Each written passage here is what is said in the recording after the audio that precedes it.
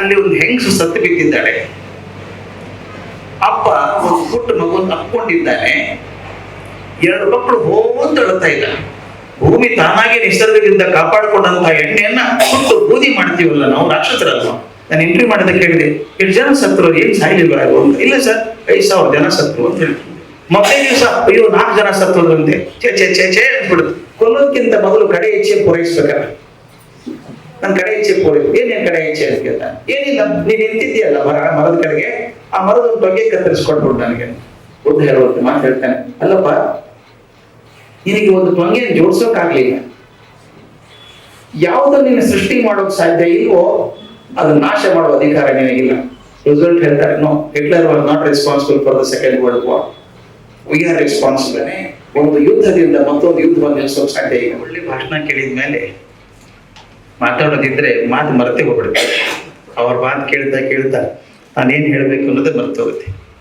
ಅದು ನಾನೇನು ಮಾಡಿದೆ, ಕೂತಾಗ ಅವ್ರ ಇನ್ವಿಟೇಷನ್ ಕಾರ್ಡ್ ಹಿಂದೆ ಕೆಲವು ಗುರುತು ಹಾಕೊಂಡ್ರೆ ಏನು ಮಾತಾಡಬಹುದು ಅಂತ. ನಾನು ಹಾಗೆ ಇತಿಹಾಸಕಾರ ಅಲ್ಲ, ಅವ್ರು ಹಾಗೆ ದೊಡ್ಡ ವಿಜ್ಞಾನಿ ಅಲ್ಲ. ಈ ಹಣಕಾಸಿನ ವ್ಯವಹಾರ ಕೂಡ ನನ್ನ ಯುದ್ಧದಿಂದ ಏನಾಗ್ತದೆ ಅಂತ ಅದು ಜಾಸ್ತಿ ಹೇಳೋಕೆ ಹೋಗಲ್ಲ. ಎಲ್ಲ ಹೇಳ್ಬಿಟ್ಟಿದ್ದಾರೆ ನ್ಯಾಯಮೂರ್ತಿಗಳು. ನಾನು ಯುದ್ಧವನ್ನು ಒಬ್ಬ ಮನುಷ್ಯನಾಗಿ ಹೇಗೆ ನೋಡ್ತೀನಿ ಅಂತ ನೋಡ್ಬೇಕಾಗಿ ಬಹಳ ಕಷ್ಟ ಅನ್ಸುತ್ತೆ ನನಗೆ. ಮೊನ್ನೆ ಒಂದು ಚಿತ್ರ ಬಂತು, ತಾವೆಲ್ಲ ಗಮನಿಸಿದ್ದೀರಿ ಹೇಳುವ ಅನ್ಸುತ್ತೆ, ಸಾಕಪ್ಪ ಕೇಳಿಸುತ್ತೆ. ಅಲ್ಲಿ ಒಂದು ಬಾಂಬ್ ಬಿದ್ದಿದೆ ಇರಾನ್ನಲ್ಲಿ, ಮನೆ ಬಿದ್ದು ಹೋಗಿದೆ ಪೂರ್ತಿ. ಅಲ್ಲಿ ಒಂದು ಹೆಂಗಸು ಸತ್ತು ಬಿದ್ದಿದ್ದಾಳೆ. ಅಪ್ಪ ಒಂದು ಪುಟ್ಟ ಮಗುವನ್ನು ಅಪ್ಕೊಂಡಿದ್ದಾನೆ. 2 ಮಕ್ಕಳು ಹೋಂತ ಅಳ್ತಾ ಇಲ್ಲ. ಒಂದು ಕ್ಷಣ ನಾವು ನಮ್ಮನ್ನ ಅಲ್ಲಿ ಇಟ್ಕೊಂಡು ವಿಚಾರ ಮಾಡಿ ನೋಡೋಣ ಏನಾಗ್ತದೆ. ಅಪ್ಪ ಅಳ್ತಾ ಇದ್ದಾನೆ ಮಗುವನ್ನು ಅಪ್ಕೊಂಡು. ಬಹುಶಃ ಸತ್ತು ಬಿದ್ದಂತ ಹೆಂಗಸು ಅವನ ಹೆಂಡತಿ ಇದ್ದಿರ್ಬೋದು. ಆ ಬಾಂಬಿಗೆ ಆಘಾತಕ್ಕೆ ಆ 2 ಮಕ್ಕಳು ಬೆರಗಾಗಿ ಹೋಂತ ಕಿರ್ಚ್ಕೊತಾ ಇದ್ದಾರೆ. ಏನ್ ಇಟ್ಕೋಬಹುದು ಭವಿಷ್ಯದಲ್ಲಿ ಆಸೆಗಳನ್ನ ಮಕ್ಕಳು? ಇದೊಂದು ಘಟನೆ ಅಲ್ಲ ಹೇಳ್ತಿರೋದು, ಇಡೀ ಪರಿವಾರ ತತ್ತರಿಸಿ ಹೋಗಿರುತ್ತೆ. ನಮ್ಗೆ ಗೊತ್ತು, ಒಂದು ಮನೆಯಲ್ಲಿ ಯಾರು ಸಾವು ಆದ್ರೆ ರಿಕವರ್ ಆಗೋದು ಕಷ್ಟ ಆಗುತ್ತೆ. ಅಂಥದ್ದು ಅವನು ಆ ದೊಡ್ಡವನಲ್ಲ, ಅವನು 40 ವರ್ಷದವನು ಇರ್ಬೇಕು. ಅವನು ಮನುಷ್ಯ ಚಿತ್ರ ನೋಡಿದಾಗ ಪುಟ್ಟ ಮಗುನ ಅಪ್ಕೊಂಡಿದ್ದಾನೆ. ಆ 2 ಮಕ್ಕಳು ಹೋಂತ ಅಳ್ತಾ ಇದ್ದಾರೆ. ಏನ್ ಆಗಿರ್ಬೇಕು ಒಂದು ಕ್ಷಣ ವಿಚಾರ ಮಾಡಿ. ಯುದ್ಧದ ತಲ್ಲಣಗಳು ಯಾರ್ಯಾರು ಏನೇನು ಮಾಡ್ತಾವೆ ಹೇಳೋಕ್ ಸಾಧ್ಯ ಇಲ್ಲ. ಅದಕ್ಕೆ ನಮ್ಮ ಗುಂಡಪ್ಪನವರು 3 ಕಗ್ಗ ಬರೆದ್ರು, ಅದು ಇಟ್ಕೊಂಡೆ ಮುಂದೆ ನಾನು. ಏನು ಪ್ರಪಂಚವಿದು, ಏನು ಧಾಡಿ, ಏನ್ ಅದ್ಭುತ ಅಪಾರ ಶಕ್ತಿ ನಿರ್ಘಾತ, ಮಾನವನ ಗುರಿ ಏನು, ಬೆಲೆ ಏನು, ಮುಗಿವೇನು, ಏನರ್ಥವಿದಕ್ಕೆಲ್ಲ ಮಂಕೋತಿಮ್ಮ. ಏನು ಪ್ರಪಂಚ ಇದು, ಏನು ಧಾಡಿ, ಏನು ಗದ್ದಲ, ಏನು ಹೊಡೆದಾಟ ಆಗ್ತಾ ಇದೆ. ಏನು ಅದ್ಭುತ ಅಪಾರ ಶಕ್ತಿ ನಿರ್ಘಾತ. ಈ ಪದ ಬಹಳ ಚಂದ. ಪ್ರತಿಯೊಬ್ಬ ಮನುಷ್ಯನಲ್ಲಿ ಅಗಾಧವಾದಂತ ಶಕ್ತಿ ಇದೆ, ಅದು ಚೆನ್ನಾಗಿ ಬಳಕೆ ಆಗ್ಬೇಕು. ಏನ್ ಅದ್ಭುತ ಅಪಾರ ಶಕ್ತಿ ನಿರ್ಘಾತ. ಶಕ್ತಿ ಹಾಳಾಗಿ ಹೋಗ್ತಾ ಇದೆಯಲ್ಲ, ತಮಗನ್ಸಿಲ್ವಾ? ನನಗಂತೂ ಬಹಳ ಸಂಕಟ ಹೋಗುತ್ತೆ ನೋಡಿದಾಗ. ಅವ್ರನ್ನ ನಾವು ಬಾಂಬ್ ಹಾಕಿದ್ವಿ ಅನ್ನೋದು, ಆ ತೈಲಾಗಾರ ಬಾಂಬ್ ಹಾಕಿದ್ವಿ ಅನ್ನೋದು, ಒಂದು ಬೆಂಕಿ ಉಗ್ಗುತ್ತಾ ಇದೆ ಆಕಾಶ ಕಡೆಗೆ. ಭೂಮಿ ತಾಯಿ ಲಕ್ಷಾಂತರ ವರ್ಷಗಳಿಂದ ಎಣ್ಣೆ ಕಾಪಾಡ್ಕೊಂಡು ಇಟ್ಕೊಂಡಿದ್ದ ಹೊಟ್ಟೆ. ಎದಕ್ಕೋ ಪ್ರಯೋಜನ ಆಗ್ಲಿ ಅಂತ ವಾಹನ ನಡಿಬೇಕು, ಯಂತ್ರಗಳು ನಡಿಬೇಕು ಅಂತೆಲ್ಲ ಇಟ್ಟದ್ದು ಶತಮಾನಗಳಿಂದ, ಲಕ್ಷಾಂತರ ವರ್ಷಗಳಿಂದ ಇದ್ದಂತ ಎಣ್ಣೆ. ಅದನ್ನು ಬಾಂಬ್ ಹಾಕಿ ಸುಟ್ಟು ಬಿಡ್ತೀರಲ್ಲ, ಎದಕ್ಕೂ ಪ್ರಯೋಜನ ಆಗ್ಲಿಲ್ಲಲ್ಲ. ಒಂದು ವಾಹನಕ್ಕೆ ಪ್ರಯೋಜನ ಆಗ್ಲಿಲ್ಲ, ಯಂತ್ರಕ್ಕೆ ಪ್ರಯೋಜನ ಆಗ್ಲಿಲ್ಲ, ವಿಜ್ಞಾನ ಪ್ರಯೋಜನ ಆಗ್ಲಿಲ್ಲ, ಸುಟ್ಟು ಬೂದಿ ಆಗ್ಬೇಕು ಗಾಡಿಗೆ. ಇವ್ರು ಯಾರು ಅಲ್ಲ, ಯಾರು ಬೆಳೆಸಿದ ಆಸ್ತಿ ಅಲ್ಲ ಇದು. ಭೂಮಿ ತಾನಾಗಿ ನಿಸರ್ಗದಿಂದ ಕಾಪಾಡಿಕೊಂಡಂತಹ ಎಣ್ಣೆಯನ್ನ ಸುಟ್ಟು ಬೂದಿ ಮಾಡ್ತೀವಲ್ಲ ನಾವು, ರಾಕ್ಷಸರಲ್ವ. ನನಗೇನು ಅಧಿಕಾರ ಇದೆ ಹಾಳು ಮಾಡೋದಕ್ಕೆ? ಆ ಶಕ್ತಿ ನಿರ್ಘಾತ, ಅದೇ ಗುಂಡಪ್ಪ ಹೇಳುದು, ಏನ್ ಅದ್ಭುತ ಅಪಾರ ಶಕ್ತಿ ನಿರ್ಘಾತ, ಮಾನವನ ಗುರಿ ಏನು, ಎದಕ್ಕಿದ್ದ ನಾವು ಏನ್ ಮಾಡಕ್ ಬಂದಿದ್ದಾನೆ ಇಲ್ಲಿ, ಕೊನೆಗೆ ಬೆಲೆ ಏನು, ಜೀವನದ ಬೆಲೆ ಏನು? ಇದನ್ನ ನೋಡಿದಾಗ ಅನ್ಸಲ್ವಾ ನನಗೆ? ಇದು 1943ನೇ ಇಸ್ವಿ ಗುಂಡಪ್ಪನವ್ರು ಬರೆದದ್ದು. 1943ನೇ ಇಸ್ವಿ. ಇವತ್ತಿಗೂ ಏನು ಪರಿಸ್ಥಿತಿ ಬದಲಾಗಿಲ್ಲ. ಹೇಳ್ತಾರೆ, ಮುತ್ತಿರುವುದೆಂದು ಭೂಮಿಯನ್ನೊಂದು ದುರ್ದೈವ. ಇವತ್ತಿನ ಪರೀಕ್ಷೆ ಕರೆಕ್ಟ್ ಆಗಿ ಹೊಂದುತ್ತೆ. ಮುತ್ತಿರುವುದು ಇಂದು ಭೂಮಿಯನ್ನು ಒಂದು ದುರ್ದೈವ, ಮೃತ್ಯು ಕುಣಿತಿಗಳನ್ನು ಕೇಕೆ ಹಾಕುತ್ತೆ. ಈಗ ಬನ್ನೆಸ್ಟೀನ್ ಪೇಪರ್ ಕೊಡ್ತಾರೆ, 35 ದಿವಸದ ಯುದ್ಧದಲ್ಲಿ 3500 ಜನ ಸತ್ತು ಹೋಗಿದ್ದಾರೆ ಒಂದು ದೇಶದಲ್ಲಿ. ಅಂದ್ರೆ ದಿನಕ್ಕೆ 100 ಜನ ಸತ್ತಂಗೆ ಆಯ್ತಲ್ಲ. ನನಗೆ ಅದು ನಂಬರ್ ನನಗೊಂದು ಆಗಾಗ ಚಿಂತೆ ಬರುತ್ತೆ ಸರ್. ನ್ಯೂಯಾರ್ಕ್ ಟೆಲಿವಿಷನ್ ಅಲ್ಲಿ ಇಂಟರ್ವ್ಯೂ ಮಾಡಿದ್ರು ನಾನು ಒಂದ್ಸಲ. ಅವ್ರನ್ನ ಕೇಳಿದೆ ನಾನು, ಇದು 9/11 ಬಿಲ್ಡಿಂಗ್ ಬಿತ್ತಲ್ಲ, ವರ್ಲ್ಡ್ ಟ್ರೇಡ್ ಸೆಂಟರ್ 2 ಬಿಲ್ಡಿಂಗ್ ಬಿದ್ದು 1 ತಿಂಗಳಿಗೆ ನಾನು ಅಲ್ಲಿದ್ದೆ. ನಾನು ಇಂಟರ್ವ್ಯೂ ಮಾಡಿದ ಕೇಳಿದೆ, 8 ಜನ ಸತ್ರು, ಏನ್ ಸಾಯ್ಲಿಲ್ವ ಅಂತ. ಇಲ್ಲ ಸರ್, 5,000 ಜನ ಸತ್ರು ಅಂತ ಹೇಳ್ತಾರೆ. ಮತ್ತು ಒಂದು ಟೆಲಿವಿಷನ್ ಅದು ತೋರಿಸ್ತಿಲ್ಲ. ದಯವಿಟ್ಟು ಗಮನಿಸಿ, ಒಂದೇ ಒಂದು ಹೆಣ ತೋರಿಸ್ತಿಲ್ಲ ಅವರು. ಅವರಂದ್ರು ಯಾಕೆ ತೋರಿಸ್ಬೇಕು ಅಂತ ಕೇಳಿದ್ರು. ನಾನು ಪ್ರಶ್ನೆ ಬಹಳ ಚೆನ್ನಾಗಿ ಕೇಳಿದ್ರು, ಯಾಕೆ ತೋರಿಸ್ಬೇಕು? ಅಲ್ಲೊಂದು ಮಗು ನೋಡ್ತಾ ಇದೆ ಟೆಲಿವಿಷನ್, ಒಬ್ರು ಬಸ್ರು ಹೆಂಗಸಿ ನೋಡ್ತಾ ಇದ್ದಾಳೆ, ಒಬ್ಬ ಮುದುಕರು ನೋಡ್ತಾ ಇದ್ದಾರೆ. ಅವ್ರ ಮನಸ್ಸಿನ ಮೇಲೆ ಏನ್ ಪರಿಣಾಮ ಆಗುತ್ತೆ ಹೇಳಿ? ಅವನ ಸೆಂಟೆನ್ಸ್ ಯೂಸ್ ಮಾಡಿದ, I don't want to make my people insensitive. ಅದು ನೋಡಿದ್ರೆ ನನಗೆ ಅನ್ಸುತ್ತೆ, ಎಷ್ಟು ಇನ್ಸೆನ್ಸಿಟಿವ್ ಆಗ್ಬಿಟ್ಟಿದ್ವಿ ಗೊತ್ತಾ. ದಯವಿಟ್ಟು ನಮ್ಮನ್ನೇ ನೋಡ್ಕೊಂಡು ಹೊರತು ಬೇಡ ಬೇಡ. ನಾವು ಮತ್ತೆ ದಿವಸ ಅಯ್ಯೋ 4 ಜನ ಸತ್ತೋದ್ರಂತೆ, ಚೇ ಚೇ ಚೇ ಚೇ ಅಂದ್ಬಿಡುತ್ತೆ. ದಿನ ಬಂದು ಕೇಳ್ತಾ ಇದ್ದಾಗ ಇವತ್ತೆಷ್ಟು ಜನ ಹೋದ್ರಂತೆ, ನಂಬರ್ ಆಗ್ಲಿಲ್ವಾ ಅದು ಸಾವು ಅನ್ನೋದು. ಎಷ್ಟು ಇನ್ಸೆನ್ಸಿಟಿವ್ ಆಗ್ಬಿಡ್ತೀವಿ ಅಂದ್ರೆ ಸಾವು ನನ್ನ ತಟ್ಟೋದೇ ಇಲ್ಲ. ಇದು ಮನುಷ್ಯ ಅಂತ ನಾನು ಹೇಳೋದು. ಯುದ್ಧದಿಂದ ಆಗೋದು, ಹಣಕಾಸಿನ ಹಾನಿ ಆಗೋದು ಒಂದು, ಆಸ್ತಿ ಪಾಸ್ತಿ ಹಾನಿ ಆಗೋದು ಒಂದಾದ್ರೆ ಮನುಷ್ಯನ ಬದುಕಿನ ಘನತೆ ಹಾಳಾಗಿ ಹೋಗ್ತದೆ. ಮನುಷ್ಯ ಜೀವಕ್ಕೊಂದು ಘನತೆ ಇದೆ ಅಂತಿದೆ. ರಸ್ತೆಯಲ್ಲಿ ಬಿದ್ದು ಸಾಯೋದು, ಮನೆಯಲ್ಲಿ ಕೂತಾಗ ಬಾಂಬ್ ಬಿದ್ದು ಸತ್ತು ಹೋಗೋದು ಮನುಷ್ಯನ ಘನತೆಯನ್ನು ಹಾಳು ಮಾಡ್ದಂಗೆ ಅಲ್ವಾ? ನನಗನ್ಸೋದು ಸೈನ್ಯದಿಂದ ಯುದ್ಧದಿಂದ ಆಗುವಂತ ಬಹುದೊಡ್ಡ ಅನಾಹುತ ಅಂದ್ರೆ ಆಸ್ತಿ ಹಾನಿ ಅದೆಲ್ಲ ಆಗ್ಲಿ, ಮನುಷ್ಯ ಜೀವನದ ಘನತೆಯನ್ನು ಹಾಳು ಮಾಡ್ಕೊತೀವಲ್ಲಪ್ಪ. ನಾವು ನಂಬುತ್ತೇವೆ 84 ಲಕ್ಷ ಜೀವರಾಶಿಗಳಿದ್ದಾವೆ ಅಂತ ಹೇಳುವಂತ ಮಾತು ಚೆನ್ನಾಗಿದೆ. ನೀನ್ ಕೆಲಸ ಮಾಡುವ, ಕೊಲ್ಲೋದಕ್ಕಿಂತ ಮೊದಲು ಕಡೆ ಇಚ್ಛೆ ಪೂರೈಸ್ಬೇಕಲ್ಲ. ನನ್ನ ಕಡೆ ಇಚ್ಛೆ ಏನೇನ್ ಕಡೆ ಇಚ್ಛೆ ಅಂತ ಕೇಳ್ತಾನೆ. ಏನಿಲ್ಲ, ನೀನ್ ನಿಂತಿದ್ದೀಯಲ್ಲ ಮರದ ಕಡೆಗೆ, ಆ ಮರದ ಒಂದು ಟೊಂಗೆ ಕತ್ತರಿಸ್ಕೊಟ್ಬಿಡು ನನಗೆ ತಾನೆ. ಪಟ್ಟದ ಕಡೆದಿಂದ ಟೊಂಗೆ ಕತ್ತರಿಸ್ಕೊಡ್ತಾರೆ. ನೀನ್ ಬಹಳ ಅವಸರದ ಮನುಷ್ಯಪ್ಪ, ಆ ದೊಡ್ಡ ಟೊಂಗೆ ಬೇಕಾಗಿಲ್ಲ, ನನಗೆ ಒಂಚೂರು ಸಾಕಾಗಿದೆ, ಉಳಿದನ್ನು ವಾಪಸ್ ಅದಕ್ಕೆ ಜೋಡಿಸ್ಬಿಡು ಅಂತ. ಅವಾಗಿನ್ನು ಟಿಶ್ಯೂ ಕಲ್ಚರ್ ಎಲ್ಲ ಬಂದಿರ್ಲಿ, ತಕ್ಷಣ ಜೋಡ್ಸಕ್ಕಾಗಲ್ಲ. ಒಂದ್ಸಲ ಕತ್ತರಿಸಿದ್ರೆ ಮುಗಿದೋಯ್ತು, ಇನ್ ಕತ್ತರಿಸಕ್ಕಾಗಲ್ಲ, ಜೋಡ್ಸಕ್ಕಾಗಲ್ಲ ಅಂತ. ಆಗ ಬುದ್ಧ ಹೇಳುವಂತ ಮಾತು ಇವತ್ತು ಎಲ್ಲ ನಾಯಕರು ನೆನಪಿಟ್ಕೋಬೇಕು. ಬುದ್ಧ ಹೇಳುವಂತ ಮಾತು ಹೇಳ್ತಾನೆ, ಅಲ್ಲಪ್ಪ ನಿನಗೆ ಒಂದು ಟೊಂಗೆಯನ್ನು ಜೋಡ್ಸೋಕಾಗ್ಲಿಲ್ಲ, ಯಾವುದನ್ನು ನೀನು ಸೃಷ್ಟಿ ಮಾಡೋಕ್ ಸಾಧ್ಯ ಇಲ್ವೋ ಅದನ್ನ ನಾಶ ಮಾಡುವ ಅಧಿಕಾರ ನಿನಗಿಲ್ಲ. ಈಗ 99 ಜನ ಬಂದಿದ್ದೀಯಲ್ಲ, ಒಬ್ಬರಂತರೂ ಜೀವಂತ ತರಲು ಸಾಧ್ಯ ಇದೆ ನಿನ್ ಕಡೆಗೆ? ಇಲ್ಲ. ಅದನ್ನ ಕೊಲ್ಲೋಕೆ ಏನು ಅಧಿಕಾರ ಇದೆ? It's such a beautiful statement. You can't destroy something that you cannot create. ನಾನು ಸೃಷ್ಟಿ ಮಾಡಕ್ ಆಗದೆ ಇರುವಂತದನ್ನ ಹಾನಿ ಮಾಡುವ ಅಧಿಕಾರ ನನಗಿಲ್ಲ. ಇವ್ರು ಯಾರಾದ್ರೂ ನಾಯಕರು ಹೇಳ್ತಾರಲ್ಲ ಜೋರಾಗಿ, ಇವತ್ತು ಆ ಬ್ರಿಡ್ಜ್ ಹೊಡೆದು ಹಾಕಿದೆ, ನಾನು ಇವತ್ತು ಈ ಆಯಿಲ್ ಟ್ಯಾಂಕ್ ಹೊಡೆದು ಹಾಕಿದೆ, ಇದು ಹೊಡೆದು ಹಾಕಿದೆ ಅಂತ ಹೇಳುವಂತವ್ರು ಒಂದನ್ನಾದ್ರೂ ಸೃಷ್ಟಿ ಮಾಡೋಕ್ ಸಾಧ್ಯ ಇದೆಯಾ? ನೇಚರ್ ಎಷ್ಟು ಹಾಳಾಗಿ ಹೋಗಿದೆ ಬಿಡಿ. ಕಟ್ಟಡ ಕಟ್ಟಬಹುದು ಹೇಗಾದ್ರು, ನಿಸರ್ಗ ಹಾಳಾಗಿ ಹೋಗಿದೆ. ಇಷ್ಟು ಪ್ರಮಾಣದ ಕಾರ್ಬನ್ ಸುಡುತ್ತಾ ಇದ್ರೆ ಏನಾಗಿರ್ಬೇಕು ವಾತಾವರಣ ಕಲ್ಪನೆ ಮಾಡ್ಕೊಳ್ಳಿ. ಅದನ್ನ ಸೃಷ್ಟಿ ಮಾಡೋಕ್ ಸಾಧ್ಯ ಇದೆ ನನ್ನ ಕಡೆಗೆ. ಅದರಿಂದ ನಾಯಕರು ವಿಚಾರ ಮಾಡ್ಬೇಕು. ಅದದ್ದು ನಾನು ಯಾವುದನ್ನ ಸೃಷ್ಟಿ ಮಾಡೋಕ್ ಸಾಧ್ಯ ಇಲ್ವೋ ಅದನ್ನ ನಾನು ಹಾಳು ಮಾಡೋ ಅಧಿಕಾರ ನನಗಿಲ್ಲ. ಇನ್ನೊಂದು ಮಾತು ಬರ್ತದೆ. 2ನೇ ಮಹಾಯುದ್ಧ ಆದ್ಮೇಲೆ ರೂಸ್ವೆಲ್ಟ್ ಪ್ರೆಸಿಡೆಂಟ್, ಅವಾಗ ಅಮೆರಿಕನ್ ಪ್ರೆಸಿಡೆಂಟ್, ಯುದ್ಧ ಮುಗಿದ್ಮೇಲೆ ಪ್ರಶ್ನೆ ಕೇಳ್ತಾರೆ. ನ್ಯಾಯಮೂರ್ತಿಗಳು ತುಂಬಾ ಚೆನ್ನಾಗಿ ಹೇಳಿದ್ರು, ನಮ್ಮ ಜವಾಬ್ದಾರಿ ಏನು ಅಂತ. ನಾನು ಜಾಸ್ತಿ ಮಾತಾಡಲ್ಲ, ನಾನು ಮನುಷ್ಯತ್ವದ ಬಗ್ಗೆ ಮಾತ್ರ ಮಾತಾಡೋದು. ಅವ್ರು ಬಹಳ ಚಂದ ಪ್ರಶ್ನೆ ಕೇಳಿದ್ರು, ಯುದ್ಧ ನಾವೇನ್ ಮಾಡ್ಬೇಕು? ಇಲ್ಲಿ ಕೂತ್ಕೊಂಡು ಜುಡಿಷಿಯಲ್ ಮಾತಾಡೋದ್ರಿಂದ ಹೋಗುತ್ತಾ ಯುದ್ಧ? ವೆಂಕಟೇಶ್ವರ ಅದೇ ಹೇಳಿದ್ರು, ಆಗತ್ತೆ. ಎಲ್ಲೊಂದ್ ಕಡೆ ಸೀಡ್ಬೇಕು, ಎಲ್ಲೊಂದ್ ಕಡೆ ಪ್ರಾರಂಭ ಆಗ್ಬೇಕದು. ಇದಕ್ಕೆ ಮಾತನ್ನ ರೂಸ್ವೆಲ್ಟ್ ಕೇಳ್ತಾರೆ. 2ನೇ ಮಹಾಯುದ್ಧ ಆದ್ಮೇಲೆ 2ನೇ ಮಹಾಯುದ್ಧದ ಕಾರಣ ಯಾರು? ನಗ್ತಾರೆ ಎಲ್ಲರೂ, ಆರ್ಮಿ ಚೀಫ್ ಎಲ್ಲ ಎಲ್ಲರೂ ಗೊತ್ತಾ ಹಿಟ್ಲರ್ ಅಂತ ಹೇಳಿ. ರೂಸ್ವೆಲ್ಟ್ ಹೇಳ್ತಾರೆ, no, Hitler was not responsible for the second world war. We are responsible because you saw the evil growing and tolerated it ಅಂತ. ಎಂತ ದೊಡ್ಡ ಮಾತು. ಅದೊಂದು ಕೂಡ ಅವನು ಸರ್ಜೆಂಟ್ ಆಗಿದ್ದ ಮಿಲಿಟರಿ ಜರ್ಮನ್ ಆರ್ಮಿಗಳಿಗೆ. ಅವತ್ತೇ ಹೊಸಕ್ಕೆ ಹಾಕಿದ್ರೆ ಹೋಗ್ಬಿಡ್ತಿದ್ದ ಅವನು. ಆ ಬಿಟ್ಬಿಟ್ರೆ ದೊಡ್ಡವನಾಗೋದಕ್ಕೆ. ನಾವು ಭಾರತ ಇತಿಹಾಸದಲ್ಲೂ ಕಂಡಿದ್ದೀವಿ, ಯಾವನೋ ಒಬ್ಬ ಸನ್ಯಾಸಿ ಇದ್ದವನು ಕರ್ಕೊಂಡು ವೆಪನ್ಸ್ ಕೊಟ್ಟು ಒಂದು ಅನಾಹುತ ಆಗ್ಲಿಲ್ಲ. ಸಾರಿ ಗೊತ್ತಿರುತ್ತೆ ಅಲ್ಲ, ದೊಡ್ಡ ಅನಾಹುತ. ಅಂದ್ರೆ ಯಾರನ್ನು ದೊಡ್ಡವರು ಮಾಡ್ಬಿಡ್ತೀವಿ ನಾವು.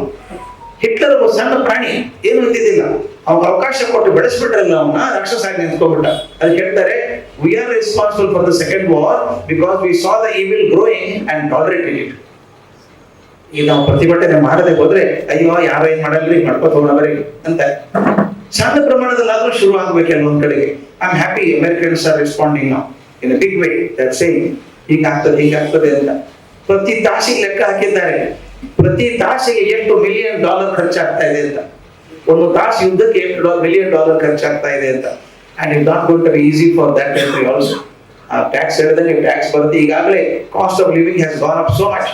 ಎಂದೂ ಆಗಿರಲಿಲ್ಲ, ಪೆಟ್ರೋಲ್ $4 ದಾಟಿ ಹೋಗ್ಬಿಟ್ಟಿದೆ ಈಗಾಗಲೇ. ಅದರಿಂದ ಅವ್ರು ಒದ್ದಾಡ್ತಾರೆ. ಇನ್ನೊಂದು ಮಾತು ಹೇಳಬೇಕು, ನಾವು ಏನ್ ಮಾಡ್ತೀವಿ ಗೊತ್ತಾ, ಸಜ್ಜನರು ಅಭಿಪ್ರಾಯವನ್ನು ಹೊರಗೆ ಹೇಳೋಲ್ಲ, ಯಾರು ಮನೆಯಲ್ಲಿ ಮಾತ್ರ ಹೇಳೋದು. ಯಾಕಂದ್ರೆ ನಾವು ಸಜ್ಜನರು, ನಾವು ಯಾಕೆ ಮಾತಾಡ್ಬೇಕು. ಲೀನಸ್ ಪೌಲಿಂಗ್ ಅಂತ ಒಬ್ಬ ಮನುಷ್ಯ ಇದ್ದ, ಕೆಮಿಸ್ಟ್ರಿ ಗೊತ್ತಿರೋರಿಗೆಲ್ಲ ಅದ, ದೇವ್ರ ಸಮಾನ, ನಮಗೆಲ್ಲ ದೇವ್ರ ಇದ್ದಂಗೆ ಅವನು. 2 ಬಾರಿ ನೊಬೆಲ್ ಪ್ರಶಸ್ತಿ ಬಂದಂತ ಮನುಷ್ಯ. ನಾನು ಆತನ ಮೊದಲು ದೆಹಲಿಯಲ್ಲಿ ನೋಡಿದ್ದೆ, ನಾನು MSc ಮಾಡ್ತಿರುವಾಗ ನೋಡಿದ್ದು. ದೂರ ನಕ್ಷತ್ರ, ನಾವೆಲ್ಲ ಅವನು ಕೆಮಿಸ್ಟ್ರಿಯಲ್ಲಿ ನೊಬೆಲ್ ಪ್ರಶಸ್ತಿ ಬಂದಂತ ಮನುಷ್ಯ. ಮುಂದೆ had a chance of working with him in MIT for some time. ಅವ್ರ ಜೊತೆ ಕೆಲಸ ಮಾಡೋಕೆ ಅವಕಾಶ ಸಿಕ್ತು ನನಗೆ. ಲೀನಸ್ ಪೌಲಿಂಗ್ ಅಂತ. ಅವ್ರಿಗೆ 2ನೇ ನೊಬೆಲ್ ಪ್ರಶಸ್ತಿ ಬಂತು, ಅದು ಶಾಂತಿ ಪ್ರಶಸ್ತಿ. ಈಗ ಏನಾಗಿದೆ ಅಂದ್ರೆ, ಶಾಂತಿ ಪ್ರಶಸ್ತಿ ಮನೆಗೆ ತಗೊಳ್ಳೋಂಗಾಗಿದೆ, ಮನೆ ತಂದು ಇಟ್ಕೊಬಿಡೋದು, ನಮ್ಗೆ ಯಾವ್ದೋ ಕೊಟ್ಟು ಇಟ್ಕೊಳ್ಳೋಂಗಾಗಿದೆ ಪರಿಸ್ಥಿತಿ. ಆ ಶಾಂತಿ ಪ್ರಶಸ್ತಿ ಬಂದು ಲೀನಸ್ ಪೌಲಿಂಗ್ ಯಾಕೆ ಬಂತು ಅಂತ ಹೇಳ್ತೇವೆ. ವಿಯೆಟ್ನಾಂ ವಾರ್ ನಡೀತಾ ಇತ್ತು, ಯಾರು ಸುಮ್ಮನೆ ಕೊಡ್ಲಿಲ್ಲ. ಲೀನಸ್ ಪೌಲಿಂಗ್ ಅಂತ ನೊಬೆಲ್ ಪ್ರಶಸ್ತಿ ವಿಜೇತ ಮನುಷ್ಯ 200 ಜನ ನೊಬೆಲ್ ಪ್ರಶಸ್ತಿ ವಿಜೇತರನ್ನ ಸೇರಿಸಿಕೊಂಡು ಪ್ರಪಂಚದಾದ್ಯಂತ ಪ್ರೆಸಿಡೆಂಟ್ ನಿಕ್ಸನ್ ಇದ್ರು, ಅವ್ರ ಕಡೆ ಹೋಗಿ ಪ್ಲೀಸ್ ಸ್ಟಾಪ್ ದ ವಾರ್.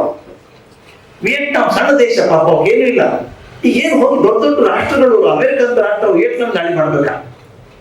ಈಗ ನಮ್ಮಲ್ಲಿ ಹೇಳ್ತಿದ್ರು, ಸಣ್ಣ ಹುಡುಗರು ಕುಸ್ತಿ ಆಡಬಾರ್ದು ಅಂತ. ಸಣ್ಣ ಹುಡುಗರು ಕುಸ್ತಿ ಆಡಿದ್ರೆ ಏನು ಲಾಭ ಇಲ್ಲ.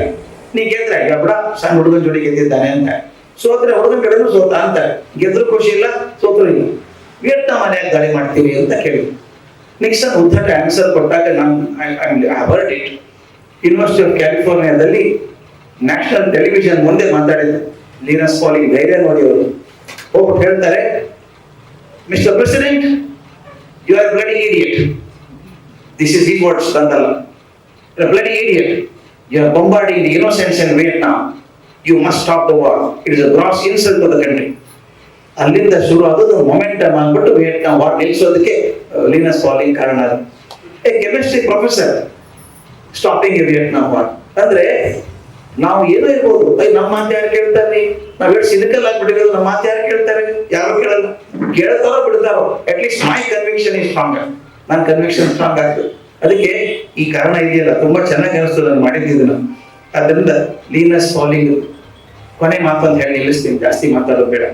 ಯಯಾತಿ ಅವೆಲ್ಲ ಕೇಳಿದ್ದೀರಿ, ಮಹಾಭಾರತ ದೊಡ್ಡ ಪಾತ್ರ ಅದು. ಯಯಾತಿ ಒಬ್ಬರು ತಪ್ಪು ಕಲ್ಪನೆ ಇದೆ ನಮ್ಗೆ ಬಹಳಷ್ಟು. ಅವನ ಮಗನ ಕಡೆಯಿಂದ ಅರ್ಧ ಯೌವನ ತಗೊಂಡು ಭೋಗಗಳನ್ನು ಅನುಭವಿಸ್ಬಿಟ್ಟ, ಅವನ ಮಹಾಪಾಪಿ ಅನ್ನೋ ಹೇಳ್ತೀವಿ. ಹಂಗಲ್ಲ, ಅವನ ಹಂಗೆ ಮಾಡಿ ನಿಜವಾಗ್ಲೂ ಒರಿಜಿನಲ್ ಸ್ಕ್ರಿಪ್ಚರ್ ಓದಿದಾಗ ಯಯಾತಿ ಎಂತ ದೊಡ್ಡ ಕೆಲಸ ಮಾಡ್ತಿದ್ದ, ಧರ್ಮ ಕೆಲಸಗಳನ್ನ ಮಾಡ್ತಿದ್ದ. ಇನ್ನೂ ಮುಗಿದಿರ್ಲಿಲ್ಲ ಕೆಲಸ. ಅವನು ಆಗಲೇ ವಯಸ್ಸಾಯ್ತು, ಅವನಿಗೆ ಹೋಗಕ್ ಆಗ್ತಿರ್ಲಿಲ್ಲ. ಅವ್ನು ಹೇಳಿದ ಇನ್ನೂ ಮಾಡ್ಬೇಕು ಅಂತ ಆಸೆ ಇದೆಯಪ್ಪ, ನಾನು ಏನ್ ಮಾಡ್ಲಿ ಅಂದಾಗ ಪುರು ಅಂತ ಹೇಳ್ತಾನೆ, ನಾನು ಆಯುಷ್ ತಗೋ ನೀನ್ ಮಾಡುದು ಅಂತ. ಅವನು ಭೋಗ ಜೀವನ ನಡೆಸಿಲ್ಲ, ಸಂತೋಷವಾಗಿದ್ದ ನಿಜ ಯಯಾತಿ. ಆದ್ರೆ ಮಾಡಿದ್ದೆಲ್ಲ ಬದುಕಿನವರೆಗೂ ಧರ್ಮ ಕಾರ್ಯ ಮಾಡಿದ ಅಂತ ಹೇಳಿ ಜೀವ ಹೋದ ತಕ್ಷಣ ಸ್ವರ್ಗಕ್ಕೆ ಹೋದವನು. 8 ವರ್ಷ ಸ್ವರ್ಗದಲ್ಲಿದ್ದವನು ಯಯಾತಿ. ಹಂಗೆ ಕೆಟ್ಟ ಕೆಲಸ ಮಾಡಿದ್ರೆ ಬರ್ಬೇಕು ಕರ್ಕೊಂಡು ಹೋಗ್ತಿದ್ರು ಅವ್ನು. ಅವ್ನು ಯಯಾತಿ ಹೇಳ್ತಾನೆ, ನನಗೊಂದು ಅರ್ಥ ಆಗಿದೆ ಈಗ. ಆ ಚಂದ ಮಾತು, ನನಗೆ ಅರ್ಥ ಆಗಿದೆ, ಕಾಮದಿಂದ ಕಾಮವನ್ನ ಗೆಲ್ಲೋದಕ್ಕೆ ಸಾಧ್ಯ ಇಲ್ಲ. ಹಾಗೆ ತುಪ್ಪ ಹಾಕಿ ಬೆಂಕಿಯನ್ನು ನಡೆಸೋಕ್ ಸಾಧ್ಯ ಇಲ್ಲವೋ, ಹಾಗೆ ಕಾಮದಿಂದ ಕಾಮವನ್ನು ತಣಿಸೋಕ್ ಸಾಧ್ಯ ಇಲ್ಲ. ಮುಖ್ಯವಾಗಿ ಹೇಳ್ತಾನೆ, ಒಂದು ಯುದ್ಧದಿಂದ ಮತ್ತೊಂದು ಯುದ್ಧವನ್ನು ನಿಲ್ಲಿಸೋಕ್ ಸಾಧ್ಯ ಇಲ್ಲ. ದಯವಿಟ್ಟು ಗಮನಿಸಿ ಸ್ನೇಹಿತರೆ, ಎಷ್ಟೊಂದು ಜನ ಬಂದಿದ್ದಾರೆ ಕ್ರೋಧ. ಈಗ ಕಲ್ಪನೆ ಮಾಡ್ಕೊಳ್ಳಿ, ನಮ್ಮ ಮನೆಯಲ್ಲಿ ಯಾರಿಗಾದ್ರೂ ತೊಂದರೆ ಮಾಡಿದ್ರೆ ಮತ್ತೊಬ್ರು ಅವ್ರ ಬಗ್ಗೆ ಪ್ರೀತಿ ಇರೋಕ್ ಸಾಧ್ಯ ಇದೆಯಾ? ನನಗೆ ಸಾಧ್ಯವಿಲ್ಲ. ಅವ್ರ ಬಗ್ಗೆ ಕ್ರೂರತೆ ಬರ್ತದೆ, ಹೊಡಿಬೇಕು, ಶಾಸ್ತ್ರಶಿಕ ಹೊಡಿಬೇಕು ಅಂತೀವಿ. ಈ ಕಲ್ಪನೆ ಮಾಡ್ಕೊಳ್ಳಿ, 3500 ಜನ ಸತ್ತು ಹೋಗಿದ್ದಾರೆ ಯಾವ್ಯಾವ್ದು ಮನೆಯಲ್ಲಿ. ಆ ಮನೆ ಪರಿವಾರದವ್ರು ಬಂದಂತ ಕುದಿಲಿಲ್ಲ. ಅದ್ರಿಂದ ಶಾಂತಿ ಬರುತ್ತಾ? ಮತ್ತೊಂದು ಯುದ್ಧಕ್ಕೆ ಕಾರಣ ಆಗೋದು. ಹೊಡೀರಿ ಅವ್ರು ಅಂತಾರೆ, ಅವ್ರು ಹೊಡೀರಿ ಬಿಡಬೇಡಿ ಅಂತ ಅವ್ರು ಹೇಳೋದು ನೋಡಿದ್ದೀರಾ? 70 ಲಕ್ಷ ಜನ ತರುಣರು ನಿಂತಿದ್ವಿ ನಾವು. ಯುದ್ಧ ಮಾಡಕ್ ಬರಲ್ಲ, ಕಲಿತೀವಿ ನಾವು, ವಾರದಲ್ಲಿ ಕಲಿತೀವಿ, ಹೆಂಗೆ ಮಿಸೈಲ್ ಹಾಕ್ಸ್ಕೊಂಡು ಗೊತ್ತು ನಮಗೆ, ಮಾಡ್ತೀವಿ ಅಂತ. ಈ ರೋಷ ಬರೋದು ಯಾವಾಗ ಹೇಳಿ? ತಮ್ಮ ಕಣ್ಣು ಮುಂದೆ ತಮ್ಮ ಬೇಕಾದವ್ರು ಆತ್ಮೀಯರು ಸತ್ತು ಹೋದಾಗ ಅವ್ರು ಹೊಡಿಬೇಕು ಅನ್ಸಲ್ವಾ? ಇದೇ ಮುಖ್ಯ. ಕ್ರೋಧದಿಂದ ಕ್ರೋಧ ತೆಗೆಯೋಕೆ ಸಾಧ್ಯ ಇಲ್ಲ. ಅದರಿಂದ ಪ್ರೀತಿಯಿಂದ ಮಾತ್ರ ಸಾಧ್ಯ ಅನ್ನೋದನ್ನ ನಾವು ಗಟ್ಟಿಯಾಗಿ ಮಾತಾಡಿದಷ್ಟು ಒಳ್ಳೆಯದು. ಎಲ್ಲಿ ಸಾಧ್ಯ ಇದೆಯೋ ಅಲ್ಲಿ ಮಾತಾಡ್ಬೇಕು. ನಾನು ಇನ್ನೊಂದು ಬರೆದಿದ್ದೆ, ಇಂಟೆಲೆಕ್ಚುಯಲ್ ಡಿಸ್ಆನೆಸ್ಟಿ ಅಂತ ಸರ್, ಒಂದು ಆರ್ಟಿಕಲ್ ಇಲಸ್ಟ್ರೇಟೆಡ್ ವೀಕ್ಲಿ ಆಫ್ ಇಂಡಿಯಾ ಅಂತಿತ್ತು, ಅದ್ರಲ್ಲಿ ಬರೆದಿದ್ದೆ. ಇಂಟೆಲೆಕ್ಚುಯಲ್ ಡಿಸ್ಆನೆಸ್ಟಿ ಅಂತ ನಾವೆಲ್ಲ ತುಂಬಾ ಬುದ್ಧಿವಂತರು, ತಿಳುವಳಿಕೆ ಇದ್ದವರು, ಓದಿಕೊಂಡವರು ಅಂತೀವಿ.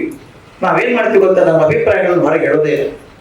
We are afraid of the frowning eyes of the powers that be. We don't share our feelings with everybody. ಮನೆಯಲ್ಲಿ ಮಾತಾಡ್ತೀವಿ, ಡೈನಿಂಗ್ ಟೇಬಲ್ ಮೇಲೆ, next day paper creates another news, we talk about it, ಬರ್ಬಿಡ್ತೀವಿ. ನಮ್ಮ ಜವಾಬ್ದಾರಿ ಎಲ್ಲಿವರೆಗೂ ಒಂದು ಮಾತಿದೆ, ದೊಡ್ಡ ಪ್ರಾರ್ಥನೆ ಅದು, ಕಾಲೇ ವರ್ಷದ್ದು ಪರ್ಜನ್ಯ ಪೃಥ್ವಿ ಸಸ್ಯಶಾಲಿನಿ ದೇಶೋಯಂ ಕ್ಷೋಭರಹಿತ ಸಜ್ಜನ ಸಂತು ನಿರ್ಭಯ ಅಂತ ಬೇಡಿಕೆ ಪ್ರಾರ್ಥನೆ ಮಾಡ್ಕೋಬೇಕಂತೆ ಜನ. ಏನಂದ್ರೆ ಕಾಲೇ ವರ್ಷದ್ದು ಪರ್ಜನ್ಯ, ಕಾಲ ಕಾಲಕ್ಕೆ ಮಳೆಯಾಗಲಿ, ಪೃಥ್ವಿ ಸಸ್ಯಶಾಲಿನಿ ಭೂಮಿ ಎಲ್ಲ ಹಸಿರಾಗಿರ್ಲಿ ಎಲ್ಲ ಕಡೆನೂ, ದೇಶೋಯಂ ಕ್ಷೋಭರಹಿತ ದೇಶದಲ್ಲಿ ಕ್ಷೋಭೆ ಇರೋದು ಬೇಡ, ಉತ್ಪಾದಕರಾಗೋದು ಬೇಡ. ಲಾಸ್ಟ್ ಮಾತ್ರ ಬಹಳ ಮುಖ್ಯ, ಸಜ್ಜನ ಸಂತು ನಿರ್ಭಯ, ಸಜ್ಜನರು ನಿರ್ಭಯರಾಗಿರ್ಬೇಕು. ಎಲ್ಲಿವರೆಗೂ ಸಜ್ಜನರು ಬಾಯಿ ಮುಚ್ಚಿಕೊಂಡು ಇರ್ತಾರೋ ಅನಾಹುತಗಳಾಗ್ತಾನೆ ಇರುತ್ತೆ.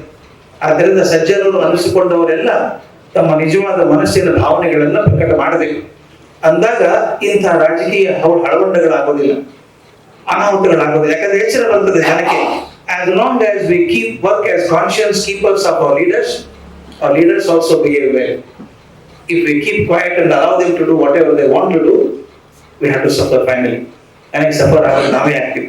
ಅದರಿಂದ ನಮ್ಗೆ ಶಾಂತಿ ಬೇಕಾ ಅನ್ನೋ ಪ್ರಶ್ನೆ ಅರ್ಥವೇ ಇಲ್ಲ. ವಿ ವಾಂಟ್ ಶಾಂತಿ. ನಮ್ಮ ಜಗತ್ತಲ್ಲಿ ಬೇಕಾದದ್ದೇ ಶಾಂತಿ. ಯಾರಿಗೆ ಬೇಕು ಹೋರಾಟ ಇಲ್ಲ, ಕೊನೆಗೆ ಶಾಂತವಾಗಿ ಇರಬೇಕು ಅಂತ ಅಪೇಕ್ಷೆ ಮಾಡೋದಲ್ವ? ಅದು ಯಾಕೆ ಇರ್ತಾ ಇಲ್ಲ? ನಾವು ಮನುಷ್ಯನ ಗುರಿನೇ ಸಂತೋಷವಾಗಿರೋದು, ಶಾಂತವಾಗಿರೋದಾದ್ರೆ ನಾವು ಯಾಕೆ ಶಾಂತವಾಗಿಲ್ಲ ಅಂದ್ರೆ ನಮ್ಮ ಮನಸ್ಸನ್ನು ನಿಗ್ರಹ ಮಾಡ್ಕೊಂಡು ನಮ್ಗೆ ಆಗ್ತಾ ಇಲ್ಲ. ಮೂಲ ಅಲ್ಲಿಗೆ ಬರ್ಬೇಕು. ಎಲ್ಲಿ ನನ್ನ ಮನಸ್ಸು ಸ್ವಾರ್ಥ ಮೂಲ ಆಯ್ತೋ ಪಕ್ಕದಲ್ಲಿ ಹಾಳಾಗೋದು ಹೋಗ್ಲಿ, ನಾನು ಸಿಕ್ಕರೆ ಸಾಕು ಅನ್ನೋದಂತೂ. ಎರಡನೇದು ಅವ್ರಿಗೇನು ಸಿಗೋದು ಬೇಡ, ನಾನು ಸಿಕ್ಕರೆ ಸಾಕು, ಈ ಅಹಂಕಾರ ಬಂತು. ಅದನ್ನ ನಾವು ಕಂಟ್ರೋಲ್ ಮಾಡೋದಕ್ಕೆ ಗುಂಡಪ್ರಾಯ ಅಂತ ಹೇಳ್ತಾರೆ, ಮನವನ್ನಾಡುವುದು ಹಠದ ಮಗುವನ್ನಾಡುವನ ಎದೆ. ಮನಸ್ಸಿದೆಯಲ್ಲ, ಅದನ್ನು ನಡೆಸೋದಂದ್ರೆ ಮನೆಗೆ ಪುಟ್ಟ ಹಠದ ಮಗು ಇರ್ತದಲ್ಲ, ಹಂಗೆ ಸಂಭಿಸ್ತಾ ಇರ್ಬೇಕು. ಎಲ್ಲಿವರೆಗೂ ಒಂದು ಸಮಾಧಾನ ಮಾಡ್ಕೊಂಡಿರ್ತಿರೋ ಮನಸ್ಸನ್ನ ಬಹುಶಃ ಇಂಥ ಉತ್ಪಾತಗಳು ಆಗೋದಿಲ್ಲ. ಆಗದ ಹಾಗೆ ನನಗೆ ಸಂತೋಷ ಅಂದ್ರೆ ವೆಂಕಟೇಶ್ವರ ಈ ಸೆಮಿನಾರ್ ಆರ್ಗನೈಸ್ ಮಾಡಿ ಉದ್ದೇಶ ಅಂದ್ರೆ ಎಷ್ಟೊಂದು ಜನ ಕೂತಿದೀವಿ, ಒಂದು 50 ಜನ ಕೂತು ಚಿಂತೆ ಮಾಡ್ತಾ ಇದ್ದೀವಿ. ನಾಳೆ 50 ಜನ, ಇನ್ಯಾರು 50 ಜನ ಕೇಳ್ತೀವಿ ಇದೆ ಅಂತ. ಅದಾದ ಒಂದು ಮಾಸ್. ಯಾವತ್ತು ನೀವು ನೋಡಿದಾಗ ಹಿಮಾಲಯದಲ್ಲಿ ಅಲ್ಲೆಲ್ಲಿ ನೀರು ಬೀಳ್ತಾ ಇರುತ್ತೆ, ಆ ನೀರು ಸೇರ್ಕೊಂಡು ಒಂದು ತೊರೆ ಆಗುತ್ತೆ. ತೊರೆ ಬರ್ತಾ ಬರ್ತಾ ಭಾಗೀರಥಿ ಆಗ್ತದೆ, ಭಾಗೀರಥಿ ಗಂಗೆ ಆಗ್ತದೆ, ಕೊನೆಗೆ ಹೋಗೋ ಮಹಾಪ್ರವಾಹ ಆಗ್ತದೆ. ಶುರು ಆದದ್ದು ಕೆಲವು ಹನಿಗಳಿಂದ. ಹಾಗೆ ಕೆಲವು ಹನಿಗಳು ಜುಡಿಷಿಯಲ್ ಲೇಔಟ್ ಅಲ್ಲಿ ಉದುರಿದ್ರಿಂದ ಇಲ್ಲಿಂದ ಮುಂದೆ ಅದು ಮಹಾ ತೊರೆ ಆಗಲಿ ಅಂತ ಅಪೇಕ್ಷೆ ಮಾಡಿ ನಾನು ಮಾಡ್ತೀನಿ. ಹೆಚ್ಚಿನ ವಿಡಿಯೋಗಳಿಗೆ ಪ್ರತಿಧ್ವನಿ ಯೂಟ್ಯೂಬ್ ಚಾನೆಲ್ ಸಬ್ಸ್ಕ್ರೈಬ್ ಮಾಡಿ, ಬೆಲ್ ಐಕಾನ್ ಕ್ಲಿಕ್ ಮಾಡಿ.